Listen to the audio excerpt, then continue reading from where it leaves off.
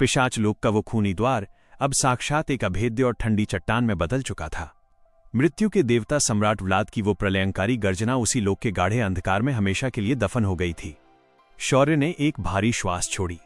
गंधक, सल्फर की वो जानी पहचानी पीली धुंध और दमघोंटू दुर्गंध अब वापस उस गुफा में भर चुकी थी। शौर्य ने अपनी भारी जादुई कुल्हाड़ी को जमीन पर टिकाया और उसके सहारे खड़ा हो गया। व्लाद के उस रक्त पंजे से उसकी पसलियों में जो दरार आई थी, वो अब उच्च चरण अपर स्टेज की उस सघन और अजेय ऊर्जा के कारण अत्यंत वेग से भर रही थी। शौर्य ने मुड़कर इरा की ओर देखा। वह गुफा की एक ठंडी दीवार के सहारे सिमट कर बैठी थी। पिशाच लोक के उस नर्क से बाहर आने का अविश्वास अभी भी उसकी आंखों में झलक रहा था।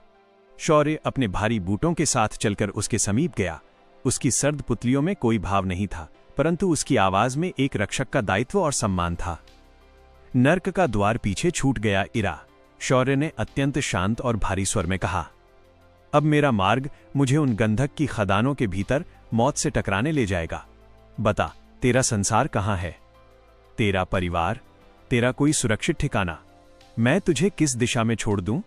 शौर्य के इन प्रश्नों को सुनकर इरा की वे अश्रुपूर्ण आंखें अचानक एक असीम शून्यता और पीड़ा से भर गईं। उसने अपने कांपते हुए हाथ से अपने फटे हुए लबादे को कस लिया। मेरा संसार? इरा की आवाज साक्षात किसी सूखे हुए कुएं से आती हुई प्रतीत हुई। मुझे कुछ भी स्मरण नहीं है शूरवीर, मेरा कोई अतीत नहीं है। शौर्य की पुतलियां हल्की सी सिकुड़ गईं। मुझे केवल इतना स्मरण है कि जब मैंने पहली बार अपनी आंखें खोली थीं, तो मैं उसी पिशाच लोक के अंधकार और यातनाओं के बीच थी। इरा के गालों से आंसुओं की एक गर्म धारा बह निकली। मेरे माता पिता कौन है? मैं कहां से आई हूं? इस मध्य द्वीप में मेरा कोई घर है भी या नहीं? ये सब मेरे लिए एक कोरा और अंधकारमय शून्य है। मेरा इस संसार में कोई नहीं है। यह साक्षात एक अत्यंत दर्दनाक सत्य था। वो लड़की एक अनाथ और विस्मृत फॉरगॉटन जीवन जी रही थी। हा हा हा, तभी अंगूठी के भीतर से भैरव का वो कुटिल और निर्दयी अट्टहास शौर्य के मस्तिष्क में गूंजा। एक अनाथ और असहाय लड़की? ये साक्षात तेरे इस खूनी मार्ग पर एक भारी बोझ सिद्ध होगी बालक। तेरा दायित्व इसे उस नर्क से बाहर निकालना था जो तूने पूर्ण कर दिया। अब इसे यहीं इस गुफा में छोड़ और अपनी कुल्हाड़ी उठा। भद्रक तेरा इंतजार कर रहा है। परंतु महाकाल का वारिस किसी प्राचीन शैतान की निर्दयी बातों पर नहीं, बल्कि अपने सिग्मा गुरूर और क्षत्रिय धर्म पर चलता था। शौर्य ने भैरव की आवाज को पूर्ण रूप से अनसुना कर दिया। उसने इरा को उस गुफा के अंधकार में अकेला छोड़ने से साक्षात इनकार कर दिया। इससे पूर्व कि शौर्य कुछ कहता, इरा ने तेजी से आगे बढ़कर शौर्य के उस फटे हुए काले लबादे का छोर अपने दोनों हाथों से कसकर पकड़ लिया। उसकी आंखों में एक हठ और विवशता थी। मुझे यहां अकेला मत छोड़ो शूरवीर, इरा ने लगभग गिड़गिड़ाते हुए कहा। यह बाहरी संसार मेरे लिए पिशाच लोक से भी अधिक अपरिचित है। यदि तुमने मुझे यहां छोड़ दिया तो इन खदानों के दरिंदे मुझे जीवित नोच खाएंगे। मुझे अपने साथ ले चलो। मेरा मार्ग रक्त और मृत्यु से सना है लड़की, शौर्य ने अत्यंत सर्द और कठोर सत्य कहा। मैं राक्षसों का संहार करने जा रहा हूं, किसी तीर्थ यात्रा पर नहीं। मैं तुम्हारी परछाई बनकर रहूंगी। इरा ने तुरंत शौर्य की आंखों में आंखें डालते हुए एक दृढ़ निश्चय के साथ कहा, मैं तुम्हारे मार्ग की बाधा नहीं बनूंगी। तुम जहां जाओगे मैं तुम्हारे पीछे पीछे चलूंगी। बस मुझे अपने इस अजेय साये से दूर मत करो। मेरे पास तुम्हारे अतिरिक्त इस संसार में कोई और नहीं है। इरा की उस निश्चल विवशता और उसके उस अनाथ अतीत ने शौर्य के उस फौलादी और नीरस हृदय के एक बहुत ही सूक्ष्म मानवीय हिस्से को छू लिया था। एक रक्षक कभी किसी असहाय को उसके क्रूर भाग्य के भरोसे नहीं छोड़ता। शौर्य ने एक गहरी और भारी श्वास ली। उसने अपने विशाल और खुरदरे हाथ से इरा के उन कांपते हुए हाथों को अपने लबादे से अत्यंत कोमलता से हटाया। महाकाल का वारिस कभी किसी असहाय को मृत्यु के मुख में छोड़कर पीठ नहीं दिखाता। शौर्य की आवाज में एक अजेय और रोंगटे खड़े कर देने वाली गंभीरता थी। तू मेरे साथ चलेगी? इरा की आंखों में साक्षात प्राण लौट आए। उसने आभार से अपना सिर झुका लिया। परंतु मेरी एक शर्त है, शौर्य ने अपनी कुल्हाड़ी को कंधे पर रखते हुए अत्यंत कठोर स्वर में कहा। जब तक तू मेरे साथ है, तू कभी भयभीत होकर चीखेगी नहीं। जब मैं युद्ध करूं तो तू साक्षात किसी अदृश्य परछाई की भांति किसी सुरक्षित स्थान पर छिपी रहेगी। मेरा ध्यान केवल मेरी कुल्हाड़ी और शत्रु की गर्दन पर होना चाहिए। समझ गई? हां शूरवीर, इरा ने तुरंत अपने आंसू पोंछते हुए और एक गहरी श्वास लेते हुए कहा। उसने अपने भीतर के उस भय को साक्षात एक ही पल में दबा दिया।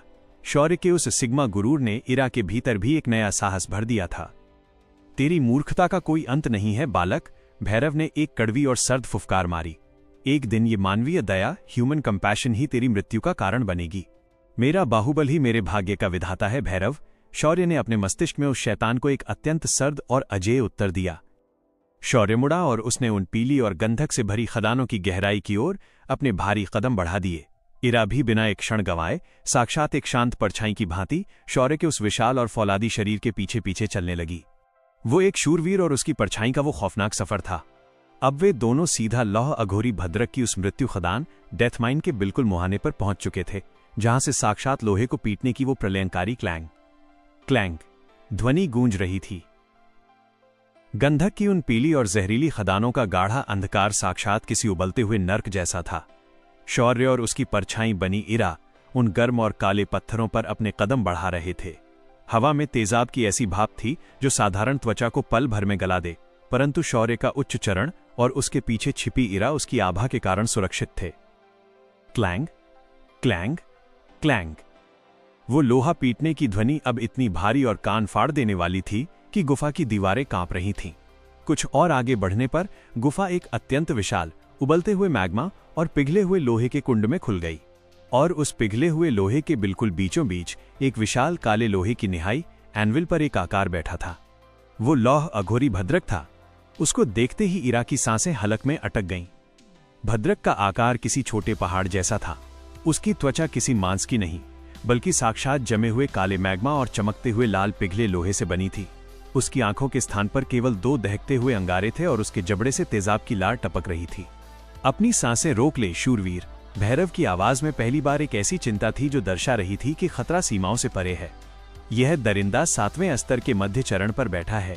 इसका एक प्रहार तेरे 6ठे स्तर की हड्डियों का चूरा कर देगा। शौर्य ने अपनी भारी जादुई कुल्हाड़ी को कसा। उसने पशु मुद्रा की उस ज्वाला को अपनी आंखों में धधकने दिया। अस्तर का अंतर भले ही पहाड़ जैसा हो, परंतु शौर्य की वे प्रलयंकारी मुद्राएं उसके बाहुबल को साक्षात देवताओं जैसा अजेय बनाती थीं। शौर्य ने जैसे ही अपना पहला भारी बूट उस खदान के मुख्य हिस्से पर रखा, जिंगग! अचानक जमीन पर लाल और नीले पत्थरों के बीच एक भयंकर जादुई जाल, ज्यामितीय रेखाएं चमक उठा। शौर्य के चारों ओर हवा का दबाव साक्षात सहस्त्रों गुना बढ़ गया। उस पर एक गुरुत्वाकर्षण व्यूह जागृत हो चुका था। धड़ाम! शौर्य के घुटने उस भयंकर दबाव से जमीन पर टिक गए। उसका लौह त्वचा वाला शरीर जमीन में धंसने लगा। भद्रक ने अपना भारी हथौड़ा रोका और एक विभत्स अट्टहास लगाया, जिससे पिघले हुए लोहे की बूंदें हवा में उछलीं। एक तुच्छ 6ठे स्तर का कीड़ा मेरी खदान में? भद्रक की आवाज उबलते तेजाब जैसी थी। मेरे इन मृत्यु व्यूहों को तोड़ना किसी बाहुबल के वश की बात नहीं। तू यहीं इस दबाव में पिसकर मेरी निहाई का लोहा बनेगा। बालक, ये कोई साधारण जादू नहीं है, भैरव चीखा। ये अत्यंत प्राचीन व्यू हैं। इन्हें तेरी कुल्हाड़ी नहीं काट सकती। इनका स्रोत कहाँ है, ये मुझे भी ज्ञात नहीं। शौर्य अपनी सारी वज्र ऊर्जा लगाकर उठने का प्रयास कर रहा था, परंतु दबाव इतना अधिक था कि उसकी नसें फटने के कगार पर थीं। तभी उसके पीछे से एक कोमल परंतु दृढ़ आवाज आई, शूरवीर, अपनी ऊर्जा व्यर्थ मत करो। इसे काटना नहीं, उलझाना होगा। इरा उस जहरीली हवा में आगे आई। उसकी आंखों में कोई भय नहीं था। उसने उस चमकते हुए व्यूह की रेखाओं को अत्यंत ध्यान से देखा। मैंने पिशाच सम्राट व्लाद के गुप्त पुस्तकालय की दीवारों पर ऐसी आकृतियां देखी हैं, इरा ने चीख कर कहा। ये ऊर्जा चक्र हैं। भद्रक ने इनकी नाभि, मुख्य केंद्र इन काले पत्थरों के नीचे छिपा रखी है। इरा ने बिना एक पल गंवाए जमीन से एक नुकीला पत्थर उठाया और अपने हाथ पर एक छोटा सा चीरा लगाया। उसने अपने विशुद्ध इंसानी रक्त को उस व्यूह की एक लाल रेखा पर टपका दिया। सुसस! रक्त गिरते ही उस व्यूह का जादू उस अजनबी ऊर्जा को समझ नहीं पाया और गुरुत्वाकर्षण व्यूह एक भयंकर झटके के साथ टूटकर बिखर गया। शौर्य एक ही पल में आजाद हो गया। किसकी मृत्यु आई है जो मेरे व्यूह के ज्ञान को चुनौती दे रही है? भद्रक क्रोध से पागल हो उठा। उसने अपना विशाल हथौड़ा जमीन पर दे मारा। Boom, boom, boom! खदान के फर्श से 3 और भयंकर व्यूह एक साथ जागृत हो गए। एक ज्वाला व्यूह जिसने आग की दीवारें खड़ी कर दी, एक तेजाब व्यूह जिससे आसमान से उबलते तेजाब की वर्षा होने लगी, और एक लौहपाश जिसने शौर्य के पैरों को काले लोहे की जंजीरों में जकड़ लिया। शौर्य ने वज्रपंख निकालने का प्रयास किया, परंतु लौहपाश ने उसे जमीन से बांध दिया था। तेरी परछाई बनने का वचन दिया था शूरवीर, इरा मुस्कुराई। वो उस आग और तेजाब के बीच साक्षात किसी निपुण रणनीतिकार की भांति दौड़ी। उसने शौर्य के वज्र और भस्म मुद्रा के असर को समझ लिया था। शूरवीर, अपनी कुल्हाड़ी को ठीक अपने बाईं ओर उस चमकते हुए नीले पत्थर पर मारो। इरा ने तेजाब की वर्षा से बचते हुए चीख कर निर्देश दिया। शौर्य ने अपनी पशु मुद्रा की पाश्विक ताकत समेटी और बिना देखे अपनी भारी कुल्हाड़ी उस नीले पत्थर पर दे मारी। क्रैश! पत्थर टूटते ही वे तीनों खौफनाक व्यूह एक ही झटके में किसी टूटे हुए शीशे की भांति चकनाचूर हो गए। तेजाब की वर्षा रुक गई और लोहे की जंजीरें राख बन गईं। भद्रक का सबसे बड़ा हथियार, उसके वे अजेय व्यूह, एक साधारण सी इंसानी लड़की के ज्ञान के सम्मुख घुटने टेक चुके थे। भद्रक का क्रोध आसमान फाड़ रहा था। उसका 15 फुट का पिघले हुए लोहे का शरीर अब सीधा शौर्य की ओर दौड़ा। जब ज्ञान हार जाए तब केवल मृत्यु का नंगा बाहुबल बचता है कीड़े। भद्रक ने अपना उबलता हुआ भारी हथौड़ा शौर्य की खोपड़ी को फाड़ने के लिए हवा में घुमा दिया। वह 7वें अस्तर के मध्य चरण का प्रलयंकारी प्रहार था। हवा साक्षात चीख उठी। शौर्य अपनी जगह पर खड़ा रहा। उसने इरा को पीछे हटने का इशारा किया। अब समय आ गया था उसकी उन भयंकर मुद्राओं का जो उसे किसी भी अस्तर के दरिंदे से भिड़ने की अजेय ताकत देती थी। वज्र, ज्वाला और भस्म। शौर्य ने एक गगनभेदी गर्जना की और अपनी कुल्हाड़ी में आसमानी नीली बिजली, काली आग और तेजाब की सड़ांध भस्म को एक साथ गूंथ लिया। उसने पशु मुद्रा की अचानक फुर्ती से भद्रक के उस हथौड़े के प्रहार के ठीक नीचे से स्वयं को खिसकाया, स्लाइड किया और अपनी कुल्हाड़ी को पूरी पाश्विक ताकत से भद्रक के पिघले हुए घुटने पर दे मारा। बूम मम! एक भयंकर और कान फाड़ देने वाला विस्फोट हुआ। शौर्य की कुल्हाड़ी के उस त्रिमुद्रा प्रहार ने साक्षात उस 7वें अस्तर के दरिंदे के लोहे वाले घुटने को काटकर आग लगा दी। आर्ग गग! भद्रक पीड़ा से चीख उठा। उसका विशालकाय शरीर लड़खड़ाकर उस पिघले हुए मैग्मा के बिल्कुल किनारे पर घुटनों के बल गिर पड़ा। शौर्य की सांसें भारी थीं। उस 7वें अस्तर के घुटने को काटने में उसके 6ठे अस्तर की नसें भी दर्द कर रही थीं, परंतु महाकाल का वारिस रुका नहीं। उसने हवा में एक भयंकर छलांग लगाई और सीधा उस घुटनों पर बैठे भद्रक की छाती पर अपने भारी बूट रखकर खड़ा हो गया। शौर्य ने अपनी चमकती हुई जादुई कुल्हाड़ी का धारदार हिस्सा सीधा भद्रक की उस काले लोहे और मैग्मा से बनी गर्दन पर रख दिया। मेरा बाहुबल तेरे इन सड़ते हुए व्यूहों से कहीं अधिक आगे है, अघोरी। शौर्य की आवाज साक्षात यमराज जैसी सर्द और भारी थी। अब बिना कोई चालाकी किए मुझे वो दे जिसके लिए मैं इस उबलते हुए नर्क में आया हूं। ब्रह्म परशु का पहला टुकड़ा कहाँ है? भद्रक ने पहले क्रोध से शौर्य को देखा और फिर अचानक उसने उस पिघले हुए लोहे की लार को थूकते हुए एक अत्यंत कर्कश और वीभत्स अट्टहास लगाया। हा हा हा हा! खांस! हा हा हा! भद्रक की हंसी गुफा में गूंज गई। शौर्य ने अपनी कुल्हाड़ी का दबाव थोड़ा और बढ़ा दिया, जिससे भद्रक की गर्दन से मैग्मा रिसने लगा।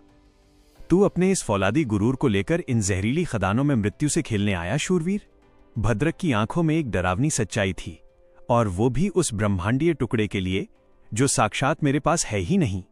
शौर्य की सर्द पुतलियां एक पल के लिए फैल गईं। क्या बक रहा है ये दरिंदा? भैरव भी इस असंभव सत्य से चौंक उठा।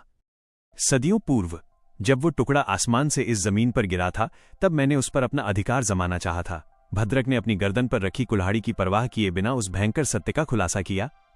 परंतु मुझसे पूर्व ही काल सर्प के उन प्राचीन रक्षकों ने उस टुकड़े को इस खदान की गहराइयों से निकालकर मृत समुद्र के उस अजेय पाताल खंड में कैद कर दिया। मेरे पास तो केवल उस टुकड़े की छूटी हुई ऊर्जा थी, जिससे मैं इन लोहे के व्यूहों को ताकत देता था। शौर्य का पूरा मस्तिष्क एक भयंकर भंवर में फंस गया। वो यहां भद्रक से उस ब्रह्मांडीय अस्त्र के पहले हिस्से को छीनने आया था, परंतु यहां तो केवल खोखला लोहा था। भद्रक ने अपनी आंखें बंद कर लीं। मार दे मुझे महाकाल के वारिस! मेरी विद्या टूट चुकी है। मेरा अस्त्र तेरी इन पाश्विक मुद्राओं के सम्मुख हार गया। शौर्य की कुल्हाड़ी भद्रक की गर्दन पर कपकपाई। उसके भीतर का वो रक्त का प्यासा शूरवीर उसे मारने के लिए चीख रहा था। परंतु एक सच्चा सिग्मा योद्धा केवल क्रोध में आकर किसी का वध नहीं करता। जिससे मृत्यु देने का कोई उद्देश्य न बचे, उसे मारना एक महान योद्धा का साक्षात अपमान है। शौर्य ने एक भारी श्वास छोड़ी और अपनी कुल्हाड़ी को एक ही झटके में भद्रक की गर्दन से हटा लिया। उसने अपने बूट को उसकी छाती से हटाया और जमीन पर कूद गया। एक निहत्थे और खोखले लोहे को काटकर मैं अपनी कुल्हाड़ी मैली नहीं करूंगा, अघोरी। शौर्य ने अपनी पीठ घुमाते हुए अत्यंत सर्द और नीरस स्वर में कहा। अपनी बची हुई सदियों को इन पत्थरों पर हथौड़ा पीटते हुए गुजार। तू अब मेरे किसी काम का नहीं है। इरा, जो दूर खड़ी ये सब देख रही थी, उसके हृदय में शौर्य के इस अजेय संयम, क्षमादान को देखकर एक और अथाह सम्मान की लहर दौड़ गई। एक सच्चा भगवान केवल मृत्यु देना ही नहीं, जीवन दान देना भी जानता है। शौर्य चलकर इरा के समीप आया। हमारी दिशा बदल चुकी है परछाई, शौर्य ने गुफा के उस मुख्य द्वार की ओर देखते हुए कहा। अब हमें उस मृत समुद्र की उन अंधेरी और शापित लहरों को चीरना होगा।